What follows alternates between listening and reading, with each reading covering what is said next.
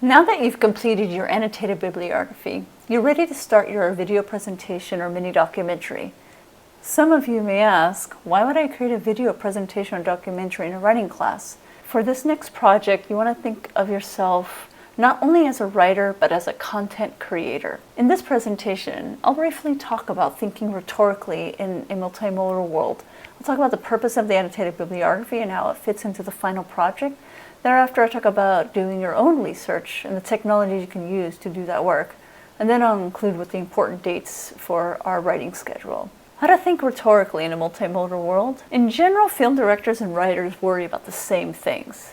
They have to think about audience, the purpose of their film, for instance, the context in which the story is taking place, the design of the film, for instance, choice of props, as well as the music and the mood. They have to think about the genre of the movie, the impact that their choices will have on the audience, the planning and drafting and revising of the actual project as well. After writing the annotated bibliography, and after educating yourself about the conversation around this issue and topic, you need to ask yourself, what can I contribute to this conversation amongst this group of scholars, researchers, and authors? In high school, students are just expected to report on what researchers had to say. Although that's important, the next step is to actually join that conversation by offering your own evidence. This is where you can do an interview, survey, or text analysis. This would be known as primary research. If you plan to do a survey, you will need to survey at least 50 people. This is easily done through your social media networks and/or email. If you choose to do an interview, no more than 2 people. It's just too much work to do more than that. And if you do a text analysis, it needs to be a cultural artifact not already analyzed by a published author.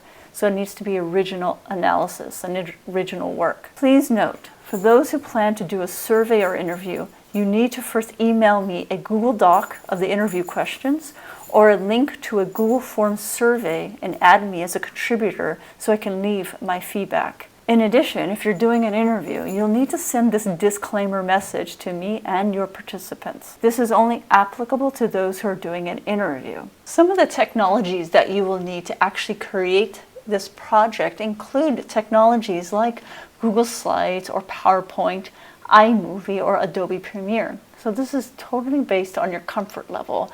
At the most basic level, you can start with Google Slides, and you will visit this website called SlidesGo website, and it has hundreds of different templates. In addition, you'll be using QuickTime to record the screen.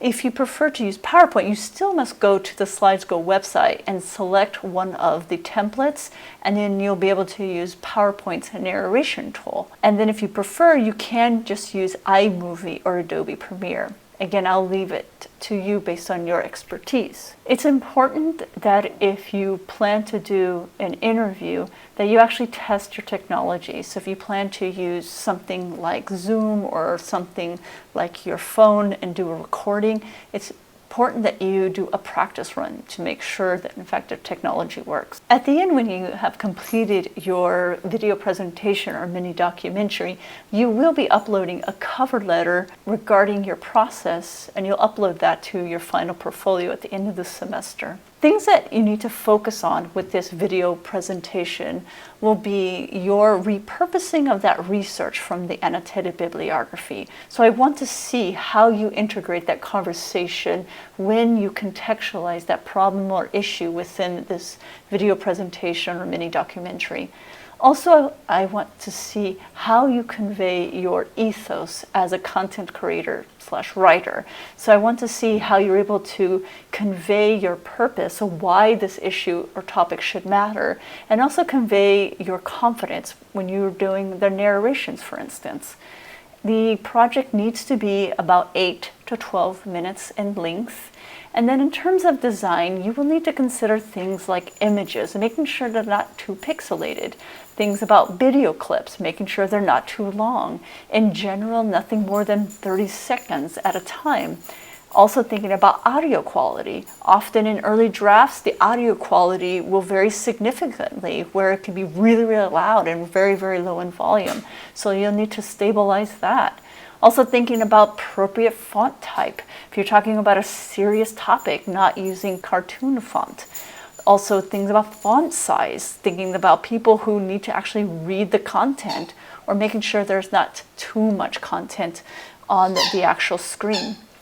Thinking about things like transitions and pacing. Your job is to do as you've always been doing all semester. How do you get your audience to listen to your message? Actually getting them to want to click on your video link or your YouTube link, your video presentation, and not just clicking on it to watch it, but actually wanting to finish it. What is the thing that keeps them engaged? What questions are you answering for them? Right? So these are all the things that you need to worry about as you continue with this project, but also more importantly, as you continue on in your college career, in the writing that you produce. Some important deadlines to factor in is by December 3rd, you will be doing a journal entry of your video presentation plans. And I will be commenting on this. And so you'll be writing about what you plan to do. By December 8th, we need a first draft of your actual video presentation or your mini documentary. And that will just include outline and notes by December 8th. And then also you'll do peer review of this in class. Just 2 days later, so that's not much time, we actually need to see an actual draft of the video presentation. So this is where you'll have already some of your video ready to go. So that's 3/4 of your video presentation or mini documentary ready to go. And this is the version that your classmates will comment on, but also I will comment on. And then the cover letter for the final project will be with the final portfolio on December 17th. And then the final draft of this is on the December 17th as well. Draft 1 is due December 8th. So let me talk a little bit about what that consists of. So you will create a Google Slides presentation or a PowerPoint presentation in a folder in the class folder. And then you'll have your own personal folder that you need to create. The very first slide is the central research question and full name. So that's the initial question you had before from the annotated bibliography. So you're going to be copying and pasting that question into this project. Slide 2 is you summarizing the issue, basically summarizing what you learned from all 6 sources. Slide 3 is your annotated bibliography passages, so things you would want to copy and paste from the annotated bibliography, and then any YouTube links, so any of those clips you plan to use, and any images that you plan to use. Slide 4 will be your methodology and summary of results. And so this is basically you explaining that you interviewed your mom, for instance, and then you have the questions that you wanted to ask her. So you'll list those questions, and then you will summarize how that interview went on that slide. Slide 5 is you just talking about who your target audience is. If you had just to give your link to 3 people, which 3 people would benefit the most from watching this video presentation or mini documentary? And that last slide, slide 6, is you talking about why we should care about this issue. What's the so what factor, right? So what's the big takeaway message? Why is this significant or important? Here's a slide with important links, so you can click on links to the prompt, rubric, cover letter, video presentation folder, final portfolio folder, as well as the 10 tips for writing survey and interview questions. In the schedule, as mentioned, there is an actual quiz for those questions, and you will complete that quiz online. And you've seen already these sample projects, but they are here available to you to view again. And then in terms of grades, this is one of 3 writing projects, and which make up 30% of your overall grade. And remember, each project must have at least 3 drafts per project. And those are 3 drafts that have been reviewed by your peers and myself, okay? And so that's really, really important. So it's not just any draft that you create for yourself, but it's drafts that have been reviewed by classmates and myself. And what could count as a draft as well is one that has been reviewed by a Writing Center tutor.